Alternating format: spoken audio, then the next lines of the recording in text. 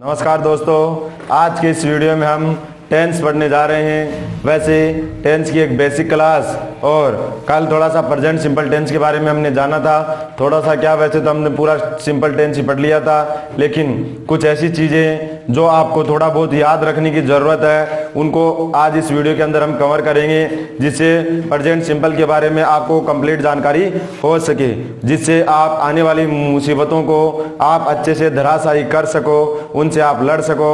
वही हथियार आपको आज मैं कुछ देने वाला हूं, इनको आपको ध्यान रखना है। वही कि आपको एक अच्छी प्रोसेस के साथ सेंटेंसेस पढ़ने हैं और नाउन, एडजेक्टिव, वर्ब, वो जो अपना मेथड है उसी मेथड के अनुसार अपन टेंस भी कवर करेंगे, जिससे आपको किसी प्रकार की कोई प्रॉब्लम ना हो। तो आपको रेगुलर इसके ऊपर प्रैक्टिस करते रहना है, जिससे आपको कोई प्रॉब्लम ना हो। जैसे हम वैसे भी पढ़ चुके हैं कि सेंटेंस कितने प्रकार के होते हैं। 4 प्रकार के सेंटेंसेस हमने पढ़े हैं, जिसमें अफर्मेटिव कल हो गया था, सकारात्मक हुआ था, उसका नेगेटिव पढ़ेंगे, इंटरोगेटिव पढ़ेंगे और इंटरोगेटिव नेगेटिव पढ़ेंगे। वैसे तो आपने ऑलरेडी, मैं इनको इसके बारे में थोड़ा थोड़ा आपको बायोडाटा दे चुका हूँ। बाकी इसको आप आज हम एक एक एग्जाम्पल्स के माध्यम से इसको थोड़ा सा देख लेते हैं। फिर बाद में जो फिक्स चीजें हैं, इसके जो प्रेजेंट सिंपल के जो कीवर्ड्स हैं, उनको थोड़ा सा हम जानेंगे, जिससे आपको कभी कोई प्रकार की समस्या ना हो। एक ही सेंटेंस के माध्यम से मैं आपको नेगेटिव, इंट्रोगेटिव और इंट्रोगेटिव नेगेटिव चारों सेंटेंसेस करवाने वाला हूं, जिससे फिर आगे की जो भी प्रैक्टिस है वो आपको खुद से करनी है। बस मेथड वही रहेगा और तरीका भी वही रहने वाला है। तो देखिए, अब हम एक सेंटेंस में आपके सामने लिखता हूं, जैसे he does not go to school. बस एक बेसिक है, एक बेसिक सा सेंटेंस लेंगे तो इससे आपको किसी प्रकार की कोई प्रॉब्लम ना हो। ही यहाँ पे क्या है बताओ, सब्जेक्ट है। डच को हम किसकी कैटेगरी में, मॉडल की कैटेगरी में, और बोले तो क्या आता है, हेल्पिंग वर्ब। ये नोट इसको किसके बनाने के लिए आया है, नेगेटिव बनाने के लिए। और डू डच के बाद वर्ब की कौन सी फॉर्म, फर्स्ट फॉर्म। ये प्रीपोजिशन और इसके बाद ये क्या, स्कूल ऑब्जेक्ट है। वर्ब और ऑब्जेक्ट के बीच में अगर प्रीपोजिशन आ रहा है तो बताओ कौन सी वर्ब हो जाएगी, इंट्रांजिटिव वर्ब होगी कि नहीं होगी। तो ये वर्ब कौन सी हो गई, आईटीवी हो गई, क्योंकि इंट्रांजिटिव का कॉम्बिनेशन क्या होता है, आईटीवी प्लस प्रीपोजिशन प्लस क्या होता है, object.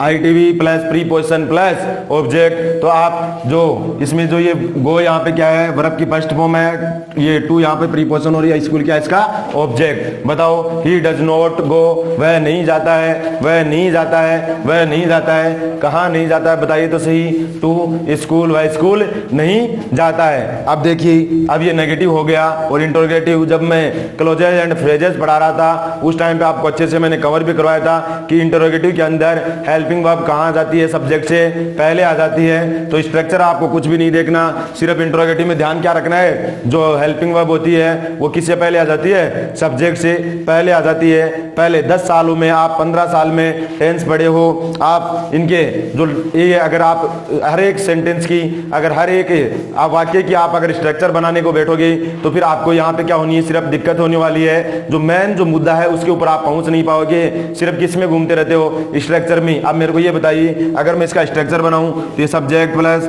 Helping verb plus note plus intransitive verb plus preposition plus object. तो ऐसे कोई स्ट्रक्चर आपको किसी को याद हुए हैं क्या, नहीं। अब ये तो मान लो छोटा सेंटेंस था, लेकिन अगर कोई इससे भी बड़ा सेंटेंस प्रीपोजिशन के साथ फिर ऑब्जेक्ट, प्रीपोजिशन के साथ ऑब्जेक्ट देता रहे तो फिर आप तो सिर्फ स्ट्रक्चर ही याद करते रहोगे और प्रत्येक सेंटेंस के अंदर एक अलग स्ट्रक्चर बनता है। तो बस स्ट्रक्चर पर आपको ध्यान नहीं देना। जो इसका जो बेसिक मेथड है, बेसिक मेथड क्या है कि नेगेटिव सेंटेंसेस के अंदर क्या आता है बताइए तो सही, नोट आएगा। और नोट हमेशा किसके बाद आता है, हेल्पिंग वर्ब के बाद और मैन वर्ब से पहले आता है। तो ये हेल्पिंग वर्ब और ये मैन वर्ब से पहले आ रहा है कि नहीं आ रहा, हेल्पिंग वर्ब के बाद आ रहा है। अब यहाँ पे ध्यान क्या रखा है कि नेगेटिव है, ता है, तिये का सेंस। डू और डच को हम कल अच्छे से पढ़ चुके हैं, तो इसके अंदर हेल्पिंग वर्ब डच कैसे आया, क्योंकि ही क्या है, सिंगुलर सब्जेक्ट है। अगर सिंगुलर की जगह प्लूरल होता, यहाँ पे ही की जगह अगर मैं दे कर देता तो यहाँ डू किस में चेंज, डच किस में चेंज हो जाता, डू में चेंज हो जाता।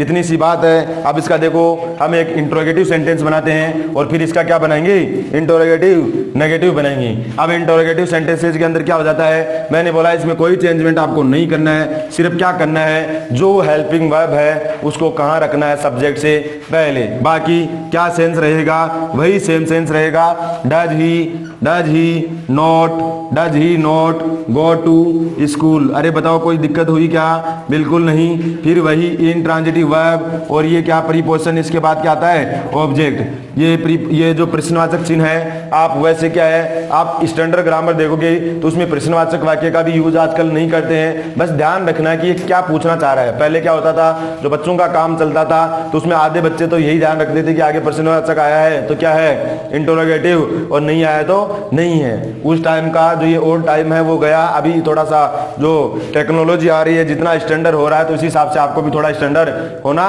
पड़ेगा। देखिए ये सब्जेक्ट है, इससे पहले हेल्पिंग वर्ब डज आ रहा है कि नहीं आ रहा, तो इसका मतलब ये डज हेल्पिंग वर्ब की जगह बैठते क्या बना देगा इसको, किसका जवाब मांगेगा, क्या क्वेश्चन पूछेगा। इंटरोगेटिव का मतलब ही होता है प्रश्न, इंटरोगेटिव का मतलब क्या होता है, प्रश्नवाचक। इसका मतलब इसमें क्या पूछेगा, प्रश्न पूछेगा, बोले तो क्वेश्चन पूछेगा।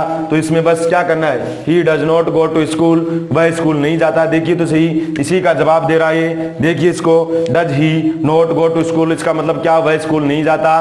तो इधर आप जवाब दोगे he does not go to school, वह स्कूल नहीं जाता है। इसी का इंट्रोगेटिव हो गया। ये तो सॉरी इंट्रोगेटिव नेगेटिव बन गया। अगर इसको आप नोट हटाओगे तो इंट्रोगेटिव, और इसी का इंट्रोगेटिव नेगेटिव क्या बन जाता है, इसमें सिर्फ क्या लगता है, नोट लग जाता है। तो ये इंट्रोगेटिव नेगेटिव ले लीजिए और इसका इंट्रोगेटिव हम नीचे बना लेते हैं। अब देखो इंट्रोगेटिव क्या बनेगा, does he go to school. अब देखिए क्या वह स्कूल जाता है, कहाँ जाता है, अरे बताइए तो सही, स्कूल जाता है। क्या वह स्कूल जाता है, तो बताओ इसका भी जवाब दे देगा कि नहीं दे देगा, अरे दे देगा कि नहीं दे देगा, कि he does not go to school. इसमें समझने वाली बात यही है, सिर्फ ध्यान क्या रखना आपको कि इंट्रोगेटिव सेंटेंस के अंदर जो अफर्मेटिव सेंटेंस होता है या फिर नेगेटिव सेंटेंस से होता है, अगर इंट्रोगेटिव रहेगा तो अफर्मेटिव से आप डायरेक्ट इंट्रोगेटिव बना लीजिए, और अगर नेगेटिव सेंटेंस से बनाना है तो क्या बनेगा, इंट्रोगेटिव नेगेटिव बनाना पड़ेगा, इंट्रोगेटिव नेगेटिव बन जाएगा। लेकिन आप इतना ध्यान रख सकते हो कि अगर इंट्रोगेटिव बना रहा है तो उसमें नोट नहीं आएगा, और इंट्रोगेटिव नेगेटिव बना रहा है तो उसमें क्या आ जाएगा, साथ में नोट भी आ जाएगा। यहाँ ध्यान देने वाली बात यही है कि जो हेल्पिंग वर्ब है वो किससे पहले आती है, बताइए तो सही, सब्जेक्ट से पहले आती है। बाकी ज्यादा चिंता की बात इसमें कुछ भी नहीं है। अब वो टाइम गया कि अब आपको कि प्रेजेंट सिंपल के 5 सेंटेंस करवा रहा हूं, फिर आपको प्रेजेंट सिंपल में अफर्मेटिव क्या करवाए, फिर नेगेटिव में करवाए, फिर इंट्रोगेटिव में करवाया, और फिर इंट्रोगेटिव नेगेटिव में। बस नाम मात्र आप अगर खुद की प्रैक्टिस करना चाहो तो 2-4 सेंटेंस लिख लीजिए, एक अफर्मेटिव लिख लीजिए, उसका नेगेटिव, इंट्रोगेटिव और इंट्रोगेटिव नेगेटिव बचपन से आप बनाते भी आ रहे हो। बस ध्यान क्या रखना है, यहाँ पे कोई स्ट्रक्चर ध्यान नहीं रखना, सिर्फ ये देखना ध्यान रखना है कि जब भी क्वेश्चन पूछेगा, जब भी इंट्रोगेटिव बनेगा तो जो हेल्पिंग वर्ब है वो किससे पहले आएगी, सब्जेक्ट से पहले आएगी। तो अपने आप पे थोड़ा सा भरोसा कीजिए और क्वेश्चन बढ़ाते जाइए। कम से कम 10 क्वेश्चन सेंटेंसेज बनाओगी तो बताओ 10 × 4 कितना हो जाएगा, 40 सेंटेंसेज हो जाएंगे। और मैं गारंटी के साथ बोल सकता हूं अगर आप 40 सेंटेंसेज खुद बना लेते हो तो आप भूलने की बात कर रहे हो, आप चाहकर भी भूलना चाहो तो भी नहीं भूल पाओगे, क्योंकि अभी फिलहाल आप ऐसे तो है नहीं कि फर्स्ट सेकंड या 4th क्लास के बच्चे हो जिनको एक एक सेंटेंस लिखवा के कवर करवाना पड़ेगा। आप कॉम्पिटिटिव हो, आगे जाने के बाद में देश चलाना, आपको देश को संभालना है, तो वहां पे आप अगर ऐसे छोटे छोटे सेंटेंसेज में भी अटकते जाओगे। और दूसरी बात, आपको सब चीज का पता है कि ट्रांजिटिव, इंट्रांजिटिव, कहाँ पे ट्रांजिटिव आ रहा है, कहाँ पे इंट्रांजिटिव आ, कहाँ प्रीपोजिशन के बाद क्या आ रहा है, ये सब चीज आप जानते हो। मॉडल्स के बाद क्या आता है, हेल्पिंग वर्ब्स के बाद क्या आता है, क्योंकि ये चीजें आप चाहो तो भी नहीं भूल सकते अगर फर्स्ट क्लास से आप मेरे साथ बने हुए हो तो। अब इस प्रकार की आपको कोई प्रॉब्लम नहीं होने वाली। अरे आपको बस खुद पे क्या करना है, सिर्फ क्या करना है, विश्वास रखना है, सिर्फ विश्वास रखना है। अगर आप खुद पे विश्वास रखोगे तो आप जो आपने सोच लिया, ये समझ लो जो आपके माइंड में है वो आप कर सकते हो। सिर्फ ये बात स्वामी विवेकानंद जी भी बोलते थे कि जो इंसान ने सोचा, अगर माइंड में इंसान के आई है तो वो काम वो कर सकता है, क्योंकि अगर असंभव चीज तो माइंड में आती ही नहीं ना। अरे आती है क्या, बिल्कुल नहीं, क्योंकि अगर वो दिमाग में आ गई तो असंभव नहीं है। एक इंसान आज से पहले सिर्फ पैदल चलना भी नहीं जानता था, जो आज एक चंद मिनटों के अंदर चांद पे पहुंच जाता है, तो किसके माध्यम से, बताओ तो सही, इंसान की टेक्नोलॉजी के माध्यम से पहुंचा है, नहीं पहुंचा। बस वही बात है कि स्वामी विवेकानंद जी बोलते थे, जो आपने सोचा वो कर सकते हो, हारा वही जो लड़ा नहीं, जो कोशिश ही नहीं करा वही हारेगा। बाकी अगर आप अभ्यास प्रैक्टिस कर रहे हो तो आप कर सकते हो, जो आपके माइंड में आ सकता है वो हर काम आप कर सकते हो। कोई बड़ी बात नहीं है। बस अगर माइंड में अगर छोटा आपके पास छोटा टारगेट है तो आप उसी हिसाब से मेहनत करोगे, और अगर आपका माइंड किसी बड़े टारगेट का पीछा कर रहा है तो आपको कोई नहीं रोक सकता। आप या हो सकता है कि गीदड़ बन के थोड़ी धीमी गति से काम करो, या फिर शेर बन के पूरे जंगल को कवर करने की भी कोशिश करो, तो कोई वो बड़ी बात नहीं है, कर सकते हो। सिर्फ आपको करना क्या है, जो टारगेट बनाया है उसके पीछे लग जाइए। और कहने की बात यही है, मैं पहले भी बोलता हूं, आज फिर बोल रहा हूं कि एक साथ में 1 साल की रोटी खाने की कोशिश मत कीजिए। डेली अपना टारगेट बनाइए और शाम तक बस उसको कंप्लीट कर लीजिए। उसके बाद किसी, अरे मैं बता रहा हूँ सबसे बड़े लोगों की यही सबसे ज्यादा प्रॉब्लम है। क्योंकि जब भी कोई बच्चा अगर किसी बोर्ड क्लास में बैठता है, किसी कंपटीशन में की तैयारी के लिए जाता है, तो पहले दिन वो क्या बनाता है, टाइम टेबल बनाता है, और पहले दिन ही क्या हो जाता है, उसमें फेल हो जाता है मुश्किल से। पहले दिन भी थोड़ा बहुत चल गया तो फिर दूसरे दिन उसके पास में क्या, उसको नफरत, तीसरे दिन आते आते तो उसको क्या हो जाती है, उससे कंप्लीटली नफरत हो जाती है। इसीलिए बता रहा हूँ कि यहाँ वही सेम बराबर है कि 5 दिन का खाना एक साथ खाने का मतलब है कि 5 दिन का टाइम टेबल एक साथ बनाना। अरे कल क्या होगा आपको खुद को नहीं पता, लेकिन शाम तक का टाइम टेबल बना लीजिए। सुबह उठ के बनाइए, तुरंत छोटा बनाइए, लेकिन ऐसा बनाइए कि आपका मन इसको एक बार नहीं, आप नींद में भी सोचो तो ऐसे बोले कि हाँ ये मैं शाम तक पूरा कर लूंगा। एक दिन आपको खुद को नहीं पता चलेगा कि आपने कितना बड़ा, छोटे छोटे टारगेट एक दिन मिलके कितना बड़ा टारगेट बन जाता है जो आप अचीव कर लोगे। उस दिन आप खुद भी एक साथ पीछे घूम के देखोगे तो क्या सच में मैंने ये टारगेट अचीव किया है, इस चीज का आपको भी अंदाजा नहीं रहेगा। इसीलिए बता रहा हूं, पूरी रोटी एक साथ खाने की बजाय छोटे छोटे टुकड़ों में खाइए, वो पचेगी भी और आपके काम भी आएगी। और अगर एक साथ एक रोटी खाओगे तो वही हाल होने वाला है जैसा कि कोई शादी में भरपेट खा के आता है और उसके बाद घर आने पे होता है, वही हाल आपके साथ होने वाला है। अब थोड़ा सा प्रेजेंट सिंपल के कुछ कीवर्ड्स हैं जो मैं आपको लिखवा देता हूं, जिससे आपकी थोड़ी सी और भी आसानी हो जाए। इनको लिख लीजिए, क्योंकि बहुत बार ऐसा सेंटेंस आते हैं और बहुत बार इनको पूछा जाता है। एक कीवर्ड आपके सामने मैं लिखवाता हूं, इसको थोड़ा सा समझ लीजिए। वैसे तो कीवर्ड्स हैं, लेकिन इनको भी हम थोड़ा सा मीनिंग के माध्यम से ही समझेंगे, इसीलिए थोड़ा सा मैं इसको डिटेल में समझाने की कोशिश करता हूं। जैसे एक आपके सामने लिखा हुआ है समटाइम, एक आपके सामने लिखा हुआ है समटाइम्स है, एक आपके सामने लिखा हुआ है समटाइम, और एक आपके सामने लिखा हुआ है। देखिए इन कीवर्ड्स को थोड़ा सा ध्यान से समझना और इनमें डिफरेंस, इसमें जो डिफरेंस है उसको समझने की कोशिश करना। समटाइम्स का मतलब होता है कभी कभी, अरे कभी कभी, व्हेन जब बोले तो कभी कभी का सेंस देता है। और सम टाइम का मतलब क्या होता है बताइए तो सही, कुछ समय या किसी समय। अरे क्या होता है, किसी समय। सम टाइम का मतलब है किसी समय, और एक थर्ड आता है सम टाइम का मतलब है कुछ समय। अब इन तीनों सेंटेंसेस को ढंग से देखिए और इनका मतलब क्या होता है इसको थोड़ा सा समझ लीजिए। देखिए ये सम टाइम्स आता है, प्रेजेंट सिंपल का कीवर्ड है। वह कभी कभी स्कूल जाता है, वह कभी कभी खाना खाता है, वह कभी कभी पढ़ाई करता है। तो वहां पे आपको वो सेंटेंसेस को क्या बना देता है, जिद्दी बना देता है। वहां पे अगर सम टाइम दे देता है, इसका मतलब वो सेंटेंस किस में होगा बताइए तो सही, प्रेजेंट में होना। और अगर वो कंटिन्यूअस दे देगा और लास्ट में क्या दे देगा, उसमें सम टाइम्स, क्या देगा, सम टाइम्स। लेकिन इसमें देखना ये सम टाइम और सम टाइम भी आ सकता है। देखो तीनों को देखिए, मीनिंग में कोई फर्क नहीं है, सिर्फ एक में तो एस का फर्क है, लेकिन उसमें तो ये भी फर्क नहीं है। सिर्फ किसका फर्क है, इसमें स्पेस का फर्क है। दोनों को समझिए, जैसे ही अलग अलग हुआ इसका मतलब सम यहाँ पे क्या है, एडजेक्टिव। ये टाइम क्या है यहाँ पे बताओ तो सही, नाउन। जैसे ही टाइम नाउन बना तो इससे पहले सम क्या बन गया, एडजेक्टिव। और सम का मतलब क्या होता है बताइए तो सही, अकेले सम का कुछ कुछ कुछ, और कुछ हो गया। और कुछ क्या बताइए तो सही, अरे कुछ को थोड़ा भी लिख सकते हो कि नहीं लिख सकते, लिख सकते हो, कुछ समय या फिर थोड़ा समय। लेकिन जैसे ही सम टाइम का कॉम्बिनेशन अगर एक साथ में आता है तो किसका मतलब क्या होता है, किसी समय, किसी समय। अरे कुछ समय और किसी समय में फर्क समझ में आ रहा है कि नहीं आ रहा। अरे किसी समय हमारे भी 5-5 हवेलियां हुआ करती थी, वो समय है। और एक इसका सम टाइम जैसे ही अलग अलग बोला तो थोड़ा सा समय, कुछ समय और होता तो मैं पूरा पेपर अटेम्प्ट कर पाता, तो वहां सम टाइम का कैसे आएगा, अलग अलग आएगा। लेकिन जैसे ही सम टाइम को एक साथ में दे दिया तो इसका मतलब किसी समय। वो जो हवा में बातें नहीं करते क्या, वो इसी सम टाइम का यूज करते हैं। हवा में बात नहीं करते, कभी कभी किसी समय हमारे दादाजी तो पूरे वर्ल्ड पे राज किया करते थे। किस पे, पूरे वर्ल्ड पे राज किया, ऐसे भी बोलते हैं पूरे वर्ल्ड पे, जो फेंकने में माहिर होते हैं। लेकिन अरे वर्ल्ड पे कहाँ, और पता चला दादाजी से परिवार ही ढंग से नहीं चल रहा था पूरा, तो वो किस वाले के बोलते, तो ये वाला वो लेके क्या क्या बोल देते हैं, समटाइम्स।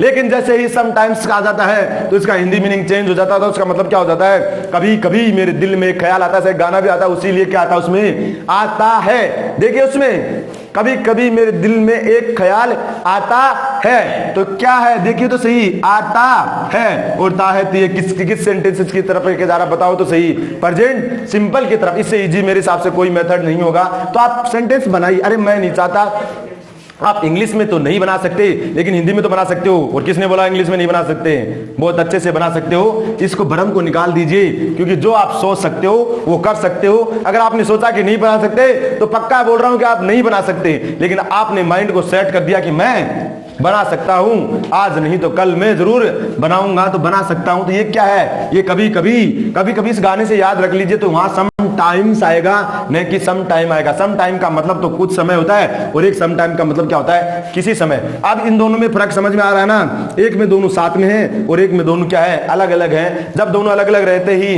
तो सम को क्या बना देता है, एडजेक्टिव बना देता है, और एडजेक्टिव बनते टाइम क्या बन जाता है, नाउन। जैसे ही एडजेक्टिव बना तो ये खुद अपनी एक पहचान बनाएगा, कुछ। और टाइम का मतलब यहाँ क्या है, समय। तो ये तीनों आप अच्छे से समझ पाए होंगे। अब यहाँ पे प्रेजेंट सिंपल में आपको क्या देगा, सम टाइम्स। ये कीवर्ड्स आपको लिखवाते हैं, वैसे पहले भी खूब लिखे हुए हैं, खूब याद भी किए हैं, इसीलिए मैं आपको इनको लिखवाने की बजाय थोड़ा सा समझा देता हूं इसके बारे में, जिससे आप क्या कर सको, इनको याद रख सको। तो आपको इसमें डाउट तो क्लियर हो गया होगा। सम टाइम्स आएगा, इसका मतलब कभी, और जैसे ही सम टाइम का एक साथ कॉम्बिनेशन आ गया, इसका मतलब क्या है, किसी समय। और अगर सम और टाइम दोनों अलग अलग हैं, इसका मतलब है सम का मतलब कुछ, वो एडजेक्टिव है, और टाइम का मतलब समय, वो उसके लिए क्या बन रहा है, नाउन। कुछ समय, थोड़ा सा समय। अब देखिए थोड़ा सा और आगे बढ़ते हैं। एक कीवर्ड आता है एट टाइम। ये एट टाइम भी किस में यूज करते हैं बताओ तो सही, ये एट टाइम भी किस में यूज होता है, प्रेजेंट सिंपल में यूज होता है। किसका एट टाइम्स किस में यूज होता है, ये भी प्रेजेंट सिंपल का कीवर्ड है, थोड़ा सा ध्यान रख लेना। और एट टाइम का मतलब क्या होता है, ओकेजनली मतलब अवसरवादी, मतलब किसी कभी टाइम मिलता है, अवसर मिलता है तो हम भी मार्केट चले जाते हैं, कभी अवसर मिलता है तो हम भी शादी में चले जाते हैं, वही एट टाइम है। इसके बारे में कोई इतना विशेष है नहीं है। और एक अब देखिए थर्ड नंबर पे इनका बहुत ज्यादा यूज होता है। ये सभी क्या है, नेगेटिव एडवर्ब्स हैं, इनको थोड़ा सा ध्यान रखना। वैसे एडवर्ब पढ़ेंगे तो आप अच्छे से समझ पाओगे। जैसे हार्डली हो गया, रेयरली हो गया, बेयरली हो गया, और बेयरली हो गया, और क्या हो गया, ये सभी का सेम सेंस होता है। सेल्डम हो गया, और सेल्डम हो गया, और ये सभी का सेंस क्या होता है, मुश्किल से। इसका मतलब क्या हुआ कि ऑलमोस्ट नेवर, इसका मतलब कोई काम है जो वो, अब ये मैं बोलूं कि वह मुश्किल से कभी पढ़ाई करता है। अरे आपके दिमाग में देख ली तो सही, वह मुश्किल से कभी पढ़ाई कर रहा है या फिर मुश्किल से कभी पढ़ाई करता है, अरे बताओ तो सही, कर रहा है या करता है। अगर आप थोड़ा सा ध्यान लगाओगे तो आपको पता चल जाएगा, इसको रटने की जरूरत नहीं पड़ेगी। अगर आपको पता है कि मुश्किल से, इसका मतलब है मुश्किल से कभी गांव जाता है, मुश्किल से कभी खाना खाता है। कोई बीमार आदमी होता है तो बोलते कि नहीं बोलते, अरे खाना वाना तो खाते, मुश्किल से कभी खा लेते हैं 2-5 दिन से। तो वही मुश्किल से कभी खाना खाता है या खाते हैं। ताहती आ रहा कि नहीं आ रहा। तो इसमें कीवर्ड से याद करने वाली आपको जरूरत ही नहीं है। बस आपको इसका क्या ध्यान रखना है, जो इसका ट्रांसलेशन है, हिंदी ट्रांसलेशन, उसको ध्यान रखना। और ये नेगेटिव एडवर्ब्स है, ये सारी एडवर्ब्स है जो कहाँ आती है, अपनी मैन वर्ब से पहले आती है। ये पहले आती है, ही पहले आती है। ही स्केर्सली गोज टू स्कूल, इसका मतलब वह मुश्किल से कभी स्कूल जाता है। तो स्केर्सली किससे पहले आ रहा है, गोज से पहले आ रहा है। रारली, सेल्डम, इन सभी का सेंस क्या होता है, सेम ही होता है। जैसे आगे थोड़ा सा देखते हैं और देखिए, और एडवर्ब और जाइए इसके अंदर। ये सारे वैसे एडवर्ब की तरह कार्य करते हैं। जैसे ऑफन हो गया, एक सो ऑफन हो गया, और एक क्या हो जाएगा, टू ऑफन हो जाएगा। तीनों को देखिए, ऑफन, सो ऑफन और क्यू ऑफन। इन तीनों को अच्छे से समझने की कोशिश कीजिए। अब देखो, सो ऑफन का प्रयोग ओपन से को ज्यादा पावरफुल बनाने के लिए, जबकि टू ऑफन का प्रयोग सो ऑफन के स्थान पे किसी अपीरिय एक्शन के घटित होने पर किया जाता है। इसका मतलब क्या हो गया, समझ लीजिए। अगर डायरेक्ट ऑफन आ रहा है तो इसका मतलब कोई साधारण बात है, लेकिन अगर इसी के ऊपर थोड़ा सा जोर देना है तो उसको मैं क्या बना दूंगा, सो ऑफन बना दूंगा। लेकिन यही बात अगर ऐसी है, जो कैसी है बताओ तो सही, नेगेटिव है, नकारात्मक है, थोड़ी दुखद है, थोड़ी सी मतलब गलत इंफॉर्मेशन है, तो वहां पे सो ऑफन की जगह किसका यूज करते हैं, शू ऑफन का ऑफन यूज करते हैं। वैसे और कोई इसमें ज्यादा डिफरेंस है नहीं है, इतना सा ध्यान रखना है, बाकी कुछ भी नहीं है। वह प्राय खाना खाता है, वह प्राय स्कूल जाता है, ये सब प्राय का सेंस देते हैं। प्राय स्कूल जा रहा है या स्कूल जाता है। अब हिंदी ट्रांसलेशन तो कीजिए खुद ढंग से। अगर हिंदी ट्रांसलेशन भी करोगे तो आपको टेंस तो अच्छे से समझ में आ जाएगा। तो जो चीज मैं बता रहा था कि इंग्लिश लर्न बाय सेंस, आपको सेंस आ रहा है तो न टेंस पढ़ने की जरूरत है न किसी और टॉपिक को पढ़ने की जरूरत है, क्योंकि जैसे ही आप उसका सेंस करोगे तो आपको ट्रांसलेट करते ही आपके समझ में आ जाएगा कि ये वाक्य हिंदी में तो ऐसा नहीं हो सकता, तो फिर ट्रांसलेट वर्जन इंग्लिश में ऐसे कैसे हो सकता है। अरे हो सकता है क्या, बिल्कुल नहीं हो सकता। बस इतना ही ध्यान रखना है। अब आप चाहिए वैसे अगर आप ट्रांसलेशन नहीं सीख रहे हो, अगर मैं फर्स्ट क्लास में ये चीजें मैं समझाता आपको कि वह स्कूल जाता है नहीं जाता, तो आप सोचते कि डायरेक्ट क्या समझा रहे, लेकिन अब थोड़ा मेरे हिसाब से क्लियर हो पा रहा है। जो मैं बता रहा हूं, जिसने ढंग से इंग्लिश रीडिंग भी नहीं आती, वो बच्चा भी एक बार अच्छे से अपने आप को संतुष्ट कर रहा होगा कि उसको कुछ तो समझ में आ रहा है, और धीरे धीरे अगर मेहनत करेगा तो बिल्कुल वो सीख जाएगा। क्योंकि जो आपकी 15-20 साल की जो कमजोरी है वो 2 महीने में तो कैसे पूरी हो पाएगी बताइए, लेकिन अगर आप पूरी कोशिश करोगे तो साल भर में पूरी भरपाई हो जाएगी। तो आपको स्टार्टिंग के टेस्ट के अंदर आपको स्कोर पे ध्यान नहीं देना है, सिर्फ मेहनत जो कर रहे हो उसको करते रहिए, आपका भला जरूर होने वाला है। एक दिन वही स्कोर आपको आज 2 आ रहा है, वो आज एक दिन 20 भी होगा, और वही 200 में से 200 भी होगा अगर आप रेगुलर लगे रहोगे। तो अगर आप आज 2 मार्क्स को देख के बैठ जाते हो तो कुछ नहीं होने वाला। बस इतना ही है कि थोड़ा सा टाइमिंग आपके लिए गलत हो सकता है, टाइमिंग थोड़ा सा इश्यू बन सकता है, लेकिन इसको भी थोड़ा सा आपको क्या करना है, ध्यान रखना है। अब देखिए, और इसके अंदर जो कीवर्ड्स जो यूज होते हैं उसको भी थोड़ा सा समझ लीजिए। जैसे एक सेंटेंस आपके सामने लिखा है यूजुअली।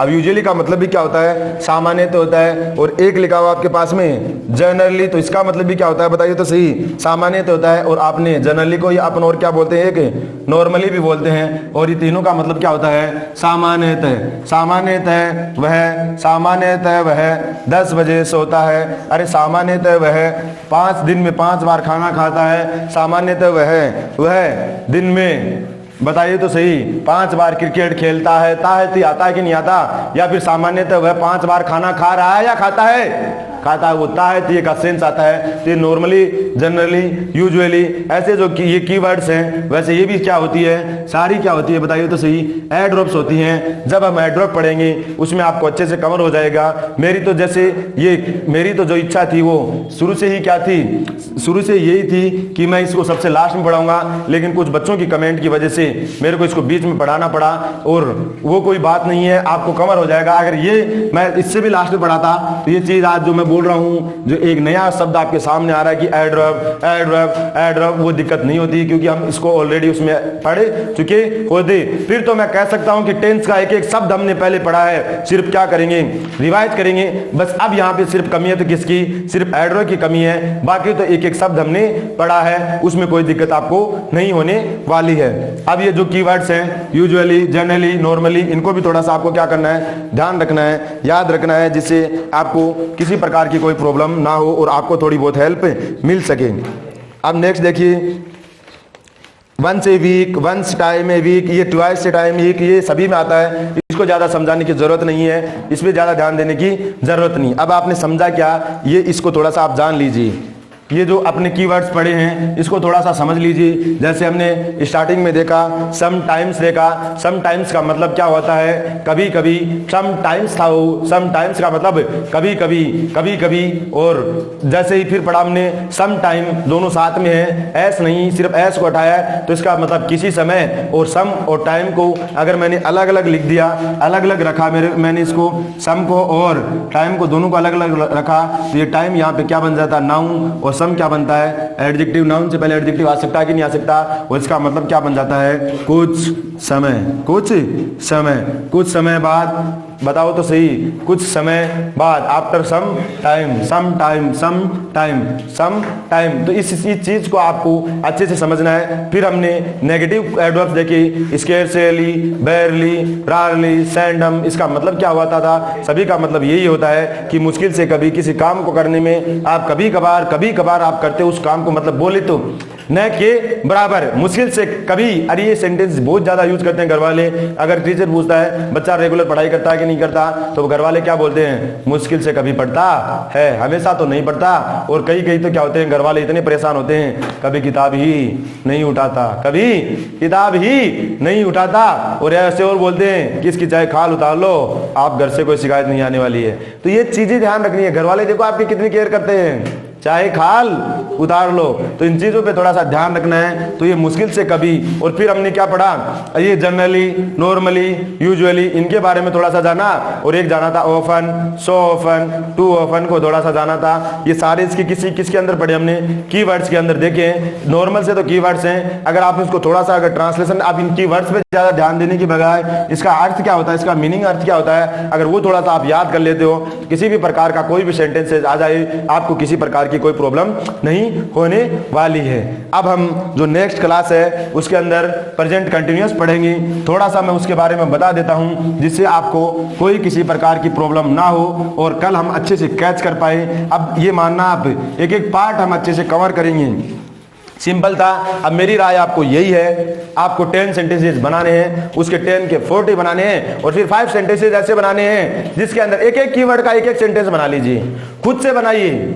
बनाने को तो मैं भी यहाँ पे एक एक नहीं 5 और बनवा दूंगा। बस नॉर्मली क्या हो जाएगा, वीडियो बड़ा भले ही हो जाएगा, बाकी होना कुछ भी नहीं है। आप खुद से बनाओगे तो सीख जाओगे। इतना सेंटेंसेस तो आपको बनाना आने ही लग गया होगा, इतनी प्रॉब्लम तो बिल्कुल भी नहीं होगी मेरे हिसाब से, अगर आप स्टार्टिंग से वीडियो में बने हुए हो तो। अब देखो हम कंटिन्यूअस पढ़ेंगे। पहले तो मेरे को ये बता दीजिए कंटिन्यूअस का मतलब हिंदी में क्या होता है, पहले तो ये बताइए। हम आज थोड़ा सा हिंदी में पढ़ेंगे और कल किस में पढ़ेंगे, बताओ तो सही, इंग्लिश में पढ़ेंगे। अब ये लगातार को मैं निरंतर भी बोल सकता हूँ क्या, बताइए तो सही, अरे बताओ तो सही। अभी चल रहा है, ये तो अच्छे से समझ रहा होगा, चल रहा है, प्रेजेंट की बात हो रही है तो क्या है, चल रहा है। कंटिन्यूअस का मतलब चल रहा है, लगातार, निरंतर। कोई दौड़ रहा, ही इज रनिंग, वह दौड़ रहा है। इसका मतलब रहा रही आ रहा है कि नहीं आ रहा, अरे आ रहा है कि नहीं आ रहा। किसी काम के रेगुलर प्रोसेस को दर्शाने के लिए कंटिन्यूअस टेंस का यूज किया जाता है। अगर वही कार्य अभी चल रहा है तो प्रेजेंट कंटिन्यूअस, अगर पहले कभी चल रहा था तो पास्ट कंटिन्यूअस, और अभी कभी चलने वाला ही है, चल ही रहा होगा। इसी प्रोसेस को दर्शाने के लिए फ्यूचर कंटिन्यूअस का यूज करते हैं। अब आपको वो इस चीजों में ध्यान नहीं देना कि इसका सब्जेक्ट ये हो गया, इसकी हेल्पिंग वर्ब ये हो गई, ये मेन वर्ब आदि। मैंने बहुत से बच्चों की ये समस्या देखी है, सिर्फ यहीं तक उलझ के रह जाते हैं कि इसमें वर्ब के फर्स्ट प्लस आईएनजी लगाऊं या फिर डू डज लगाऊं कि क्या लगाऊं। इसीलिए मैंने पहले एक एक शब्द को पटक पटक के पीटा, अच्छे से समझाया। ये डू है, ये डज है, ये मॉडल है तो क्या है, और ये इज आरम है तो क्यों है इज आरम, वाजवर है तो वाजवर क्यों है, कंटिन्यूअस आया तो उसमें है जाए का यूज क्यों नहीं, कंटिन्यूअस में इज आरम वाजवर का ही यूज क्यों हुआ। इसको मैंने एक एक क्लास के माध्यम से, एक एक वर्ड की एक एक क्लास बनाई, उसमें मैंने अच्छे से समझाया। तो फिर आप यहां तक पहुंचे टेंस तक, तो मेरे हिसाब से आपको ये चीजें समझाने की जरूरत नहीं पड़ेगी। मैं बता रहा हूं ढंग से, अगर आपने क्लासेस देखी है, और मैंने क्लासेज ही नहीं उसके साथ में पूरी प्रैक्टिस क्लासेज भी साथ में डाली है, और प्रैक्टिस भी उनकी तो मैंने अच्छे से करवाई। स्टार्टिंग की क्लासेज कहते हो, और इसमें तो आपको कोई प्रकार की कोई प्रॉब्लम नहीं होने वाली। थोड़ा सा टाइमिंग का इश्यूज रहता है, नहीं तो इन क्लासेज की भी मैं प्रैक्टिस क्लासेज डाल सकता हूं। लेकिन आप टेंशन मत कीजिए, अभी से पढ़ते जाइए, थोड़ी थोड़ी प्रैक्टिस कीजिए। जैसे ही टाइम मैनेज होगा तो इन सब की प्रैक्टिस क्लासेज भी आपको एक ही दिन में सारी उपलब्ध हो जाएगी, जिससे आपको कोई प्रकार की कोई प्रॉब्लम नहीं आने वाली।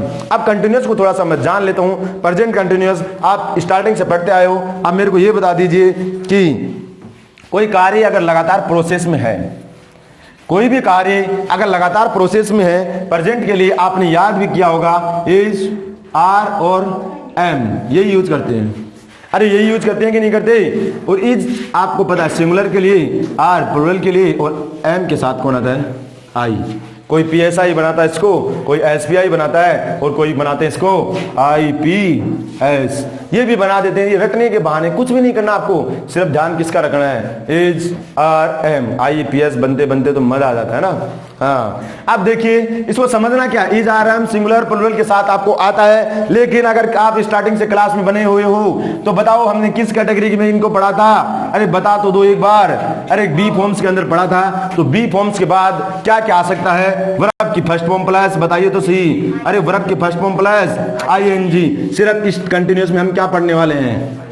वर्ब की फर्स्ट फॉर्म प्लस आईएनजी, क्योंकि किसी कार्य को अगर रेगुलर रखना है तो उसके लिए क्या चाहिए? वर्ब में फर्स्ट फॉर्म प्लस आईएनजी, क्योंकि आईएनजी दर्शाता ही किसी कार्य की रेगुलर प्रोसेस को है। लेकिन वो पागलों को मैं फिर बता रहा हूं कि ये आईएनजी ये पकड़ के नहीं बैठना है कि हमेशा कंटिन्यूअस के लिए यूज होता है। तो फिर आप सोचोगे, क्योंकि जैसे ये जिरेंट बनेगा तो ये कहां आएगा? सब्जेक्ट और ऑब्जेक्ट की जगह। वहां पे ये रहा रही का सेंस नहीं, ये नानी का सेंस देगा, नानी का सेंस देगा, नानी का सेंस देगा। लेकिन जैसे ये वर्ब की फर्स्ट फॉर्म प्लस आईएनजी अगर एडजेक्टिव बन जाता है तो वाला वाली का सेंस लेने लग जाता है। और जैसे ये वर्ब की फर्स्ट फॉर्म प्लस आईएनजी, कहां पे इस चीज को ध्यान दीजिए, यहां पे ये मिस्टेक आपसे कहां होने वाली, इस चीज को देखिए, क्योंकि बी फॉर्म्स के बाद आ गया तो ये वाला वाली भी भूल जाता है और नाना नानी तो पहले ही भूल जाते हैं लोग। तो बचता कौन है बताओ तो सही? रहा रही। आजकल तो दो ही चीज याद रहती है लोगों को, या तो वाला वाली या रहा रही। नाना नानी तो हाँ गए। अरे हमारे टाइम पे 2-2 महीने तक नाना नानी के पास रहते थे। यार तो बच्चे भी बिजी है। 5 साल का बच्चा होता था, नानी का फोन आया, बेटा आजा 2-4 दिन घूम जा घर पे आके। अभी टाइम कहाँ है? अब थोड़ा सिचुएशन तो समझो, अभी टाइम कहाँ है? फिर बोलेंगे बेटा इतना क्या बिजी? अरे हम तो नहीं, पापा बिजी, मम्मी बिजी, तो अकेला कैसे आऊंगा? उठ के थोड़ी आऊंगा। और फिर कभी कभी थोड़े ही दिन बाद में 10 साल का हो जाता है, फिर खुद इतना बिजी हो जाता है, क्योंकि बेचारे को फेसबुक हैंडल करनी पड़ती है, व्हाट्सएप हैंडल करना पड़ता है, मोबाइल चलाना पड़ता है, पबजी वीडियो गेमिंग चलाना पड़ता है, उसको चलाना पड़ता है कि नहीं पड़ता? कितना रोजगार। सुबह बेचारा 5 बजे रजाई में मम्मी से चुपके ही स्टार्ट कर देता सारा काम। कि देखो उसका डेडिकेशन देखिए काम के प्रति, काम के प्रति उसका डेडिकेशन लगाओ देखिए। तो बताओ जो उसने सोचा वो करके दिखाएगा कि नहीं दिखाएगा? और आके आप ही को चैलेंज करता है, आधा गेम में बैठ के देखते हो सही मेरे सामने कौन टिकता है ज्यादा लंबी दूरी। नहीं, अभ्यास आपने किया तो आप ही चलोगे, मैं तो कहीं तक भी नहीं चलने वाला। इसीलिए बता रहा हूं, वो डेडिकेशन अगर वही डेडिकेशन अगर वो किसी और अच्छे काम में लगा दे तो कितना ऊपर चला जाएगा। अरे बताओ तो सही, कितना आगे चला जाएगा। इस बात को आप समझ में नहीं रहे। अब इस सेंटेंस को देखिए, इससे रिलेटेड मैं आपको एक सेंटेंस करवाता हूं और मैं पढ़ाता हूं क्या करना। अब वर्ब के फर्स्ट फॉर्म प्लस आईएनजी, इसमें एक वर्ब के थर्ड फॉर्म, एक एडजेक्टिव और एक नाउन ऑफ आइडेंटिटी। ऐसा लगता है कि ये फिल्म हजारों बार चल चुकी है। ये वर्ब के first form plus ING, verb के थर्ड फॉर्म, एडजेक्टिव और वर्ब के फर्स्ट फॉर्म प्लस आईएनजी के साथ में फिर एक नाउन ऑफ आइडेंटिटी। ये हजारों बार रिवाइज हो चुका है, आपके माइंड में इस तरीके से सेट हो गया होगा कि आप भूल भी नहीं सकते। लेकिन इसमें तो हम किसको पढ़ेंगे?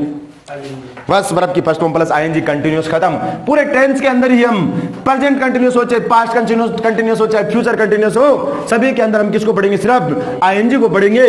बस उनके पहले बी फॉर्म चेंज हो जाएगी। प्रेजेंट में इज आ रहा हमारा, पास्ट में क्या आ जाएगी? वाज वर, और फ्यूचर में क्या आ जाएगी? विल बी, शैल भी आ जाएगा। बस और कुछ भी नहीं होना, बी फॉर्म्स का फॉर्म चेंज हो जाएगा। बाकी आगे आने वाला क्या है? वो वर्ब की फर्स्ट फॉर्म प्लस आईएनजी आएगा। अरे देखो तो सही, राम राम खाना, अब मेरे को कंटिन्यूस दिखा रहा तो खा रहा है। अरे बताओ तो सही, बताओ तो सही, राम को हिंदी में क्या बोलते हैं? मैं तो ये नहीं जानता, सब्जेक्ट ऑब्जेक्ट नहीं। राम को हिंदी में क्या बोलते हैं? बताओ तो सही। राम ही बोलते हैं, क्योंकि ये किसी का क्या है? नाम है। और नाम भी ऐसा है क्या? अकेला ही है। इसका मतलब इसके साथ क्या आएगा? सिंगुलर के साथ इज आएगा। राम इज। अब मेरे को पता है कि बी फॉर्म्स के बाद इसमें सिर्फ क्या भरना है? मेरे को वर्ब की फर्स्ट फॉर्म प्लस आईएनजी ही भरना है, क्योंकि कंटिन्यूस दर्शाने के लिए मेरे को क्या भरना है? वर्ब की फर्स्ट फॉर्म प्लस आईएनजी भरना है। आपका यहां से कंफ्यूजन दूर हो जाएगा, क्योंकि कईयों को यह भी नहीं पता होता कंटीन्यूअस के अंदर वर्ब के फर्स्ट फॉर्म प्लस आईएनजी आता है या फिर वर्ब की थर्ड फॉर्म आती है। वो कंफ्यूजन आपको नहीं होना, क्योंकि यहां पे एक नई फिल्म आपके माइंड में बन चुकी है 4 चीजों की, कि वर्ब की first form plus ING, verb की थर्ड फॉर्म, एडजेक्टिव और एक नाउन ऑफ आइडेंटिटी। और हमने यहां पढ़ा कि तीनों फिल्म दूर दूर तक कंटीन्यूअस में नहीं आएगी, तो बच्ची कौन? वर्ब की फर्स्ट फॉर्म प्लस आईएनजी। अब इसमें वर्ब की फर्स्ट ढूंढ लीजिए, अरे लगाइए। अरे वो तो हमने, आप यहां पे देखो, आपका अगर आप मानो तो आपका डाउट यहां से पहले क्लियर हो रहा है, क्योंकि वर्ब होगी तो वर्ब की फर्स्ट फॉर्म प्लस आईएनजी लेगी कि नहीं लेगी? अगर वर्ब है तो आईएनजी लेगी, तो कंटीन्यूअस बन जाएगा कि नहीं बन जाएगा?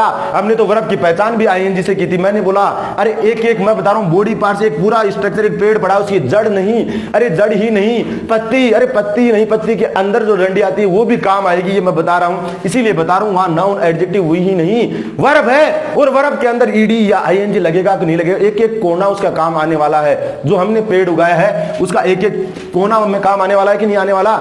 जड़ है, सूख जाने के बाद जड़ को भी जला सकते सकते हैं, सूख जाने के बाद पेड़ को भी जला सकते हैं, तो जिंदा भी आपको कुछ दे रहा है, मर जाने के बाद भी कुछ दे के जाता है। एक मानव का शरीर ऐसा है जो मर जाने के बाद किसी के काम नहीं आता। और बाकी तो जानवर का शरीर भी काम आता। तो आप इंसान किस कैटेगरी में रखना चाह रहे हो आप, वो आप अपने आप डिफाइन कर लेना, क्यों क्या, थोड़ा सा सोच लेना आप। अब आगे देखिए इसमें, अब ये राम इज, अरे बताओ खा रहा है, तो ईटिंग बोलते होंगे शायद मेरे हिसाब से खाने को, ईट और आईएनजी लगा के हम पहचान करते हैं कि नहीं करते। राम इज ईटिंग, राम खा रहा है, राम खा रहा है, राम खा रहा है। अरे ये देखिए आपको पता चलेगा राम खा रहा है, तुरंत बोल रहा व्हाट व्हाट व्हाट, और व्हाट का जवाब देने के लिए कौन आता है, बोला नाउन नाउन नाउन। और नाउन किसकी जगह पे बैठा है, यहाँ पे ऑब्जेक्ट की पोजीशन पे, और जाके फूड व्हाट पूछेगा, अरे बताओ तो सही व्हाट, तुम्हारा व्हाट, तुम्हारा व्हाट, तुम्हारा व्हाट, फूड। मैंने बोला था कि कोना काम आने वाला, ये नाउन भी आ गया। एक ही सेंटेंस के अंदर देखो नाउन आ गया, वर्ब भी आ गई, बी फॉर्म भी आ गया, और सब्जेक्ट की जगह पे भी नाउन आ गया। अब इसको समझ तो लो, आपको कहीं दिक्कत नहीं होने वाली। मैं कंटिन्यूअस नहीं पढ़ा रहा हूं आज, सिर्फ समझा रहा हूं। कंटिन्यूअस को हम जो सिचुएशन है, जो इसके जो सेटिंग के हिसाब से कल पढ़ेंगे, पूरा पढ़ेंगे एकदम से, इंट्रोगेटिव नेगेटिव तक पढ़ेंगे। लेकिन बस यहाँ पे आपको जो माने तो यहाँ पे कंटिन्यूअस खत्म भी आपका, क्योंकि बहुत पहले पढ़ा चुका। यहाँ पे सिर्फ क्या करवा रहा हूं मैं, रिवाइज करा रहा हूं। ये राम यहाँ पे क्या है, इज यहाँ पे क्या है, और बी के बाद वर्ब की फर्स्ट फॉर्म प्लस आईएनजी सही है कि नहीं है। और अगर किसी वर्ब के बाद डायरेक्ट ऑब्जेक्ट आता है तो वर्ब कौन सी बन जाती है, ट्रांजिटिव वर्ब। और ट्रांजिटिव वर्ब के बाद ऑब्जेक्ट, ये कॉम्बिनेशन आपने हजारों बार पढ़ा है। अरे पढ़ा कि नहीं पढ़ा, ये ट्रांजिटिव वर्ब है, और ट्रांजिटिव वर्ब के बाद क्या आ रहा है बताओ तो सही, ऑब्जेक्ट आ रहा है। इन सेंटेंसेस को देखे तो सही, इसका मैंने एक टॉपिक पूरा पढ़ाया, पूरा टॉपिक पढ़ाया सब्जेक्ट का, इसका पूरा टॉपिक एक पढ़ाया, फिर इसका भी मैंने पूरा एक नहीं, इसकी तो पता नहीं कितनी क्लासेज करवाई है, और इसका भी मैंने पूरा एक टॉपिक पढ़ाया, ये नाउन का पूरा टॉपिक पढ़ाया। फिर ये देखो यहाँ नीचे देखो, तीसरी पीढ़ी तक भी पढ़ाया मैंने, ये ट्रांजिटिव वर्ब भी मैंने पढ़ाया, वापस वही ऑब्जेक्ट आया, इसको भी पढ़ाया। बचा क्या है टेंस पढ़ने के लिए, फिर ये तो बताइए मेरे को। बस ध्यान क्या रखना है कि कहां पे कौन सा आएगा, इसका ध्यान रखना है। ये भी मैंने पढ़ाया, क्योंकि नाउन कहां था बताओ तो सही मेरे को, सब्जेक्ट और ऑब्जेक्ट की जगह। अब बताओ यहां कोई दूसरी पोजीशन आ रही है इनकी, क्योंकि जहां पे नाउन पहले आता था वही नाउन अब आ रहा है। मैंने बोला बी फॉर्म कहां आती है, इसकी भी पोजीशन वही है, और बी फॉर्म के बाद क्या आता है उसकी भी पोजीशन यही है कि नहीं है। क्योंकि बी फॉर्म के बाद वर्ब की फर्स्ट फॉर्म प्लस आईएनजी आ सकता है, तो आ रहा है कि नहीं आ रहा। इससे अलग हम क्या सीख रहे हैं ये बताओ तो सही। ये वर्ब के फर्स्ट फॉर्म प्लस आईएनजी आ रहा है। फिर बोला अगर किसी वर्ब के बाद डायरेक्ट ऑब्जेक्ट आता है, डायरेक्ट अगर ऑब्जेक्ट आ रहा है तो वर्ब को क्या बना देता है, ट्रांजिटिव वर्ब बना देता है। और ट्रांजिटिव वर्ब बाद जो अपना इफेक्ट है, किधर देखो तो सही, ये उड़ के किधर जा रहा है, इधर तो देखिए, ये भारत है, ये इंडिया है ना, इसके राइट साइड जाता है, ये लेफ्ट नहीं जा रहा, क्योंकि ट्रांजिटिव वर्ब राइट भेजती है। और ये किस पे एक्शन करती है, ऑब्जेक्ट पे एक्शन करती है। तो जिस पर्पज के लिए आपको, जिस पर्पज के लिए बैठाना है उसको कहां बैठाना है, उसकी ऑब्जेक्ट के पास बैठाना है। इसका मतलब ट्रांजिटिव वर्ब किस पे एक्शन करेगी, ऑब्जेक्ट पे एक्शन करेगी। अब इसका स्क्रीनशॉट आप मत ले लेना, क्योंकि ये समझ में नहीं आएगा, क्योंकि ये इतना अच्छा हो गया कि ये समझ में नहीं आने वाला। तो स्क्रीनशॉट लेने का काम स्टार्टिंग में क्या करो, क्योंकि इसकी तो हालत हमने मार मार के क्या कर दी है, बिल्कुल खराब कर दी है, बिल्कुल खराब कर दी। तो ये सेंटेंसेज आप समझ पा रहे होंगे कि मैं क्या समझाने की कोशिश कर रहा हूं, क्या मैं पहले पढ़ाने की कोशिश कर रहा था और अभी मैं क्या पढ़ा रहा हूं, वो आप अच्छे से समझ पा रहे होंगे। क्योंकि जो आपकी जो बेसिक क्लासेज है, जो फाउंडेशन की क्लासेज है, इसीलिए मैं बोलता हूं और कुछ पढ़ो चाहे मत पढ़ो, लेकिन फाउंडेशन की क्लासेज को एक बार नहीं पांच बार अच्छे से सीख जाओ। क्योंकि वो आ गया तो वहां से आपको ट्रांसलेशन भी आने वाला है, और ट्रांसलेशन आ गया तो मैं गारंटी के साथ बोलता हूं कि इंग्लिश बाय सेंस, तो सेंस से जो काम हो सकता है वो रूल से भी नहीं हो सकता। ये मैं लिख के भी दे सकता हूं ये बात, जो काम सेंस से हो सकता है वो रूल से भी नहीं हो सकता। क्योंकि रूल भी किसके पीछे दौड़ता है बताओ तो सही, सेंस के पीछे दौड़ता है, क्योंकि वो रूल भी सेंस से ही बना है। जब एक रूल और सेंस के अंदर अगर दोनों के बीच में जंग छिड़ती है तो राइट आंसर किसका होता है, सेंस का होता है, रूल का नहीं होता वहां पे। तो वहां पे कोई रूल वैसे तो बनता ही नहीं है, इसीलिए बता रहा हूं बेसिक क्लासेज हैं। कोई फर्स्ट टाइम देख रहा है, पहले नाउन की देख ले ढंग से, 2-3 क्लासेज नाउन की, वो फिर एडजेक्टिव की क्लासेज है वो अच्छे से देखे, एक बार नहीं 5 बार देखिए उनको, फिर बाद में वर्ब को अच्छे से देखे, फिर इनके तीनों के कंबाइंड एक्सरसाइज की भी मैंने 2-4 वीडियो डाले, उनको अच्छे से देख लीजिए। फिर थोड़ा सा ट्रांजिटिव और इनट्रांजिटिव की तरफ बढ़ जाइए, और इसके बाद में बी फॉर्म्स में पूछ जाइए, है और हैड को पढ़ जाइए। और मॉडल की बेसिक एक्सरसाइज की जो क्लास ऐसी तो 8-10 क्लासेज पूरी सी है, उनको एक बार नहीं 5-5 बार देख लीजिए और फिर जो दिल करे उस टॉपिक को पढ़ लीजिए, आपको कोई प्रॉब्लम नहीं होने वाली, क्योंकि वहां पे आप बी फॉर्म भी जानोगे, हेल्पिंग वर्ब भी जानोगे, मैन वर्ब भी जानने लग जाओगे, सब्जेक्ट भी जानने लग जाओगे, उनकी औकात क्या है, सब्जेक्ट वर्ब मैन वर्ब उनकी, वो भी आप अच्छे से जान लेने लग जाओगे, कहां पे ये आते हैं इसके बारे में भी जानने लग जाओगे, उससे आपको कोई दिक्कत नहीं होने वाली। इसीलिए जो आपके माइंड में आ सकता है वो कर सकते हो, हारा वही जो लड़ा नहीं। जय हिंद, धन्यवाद।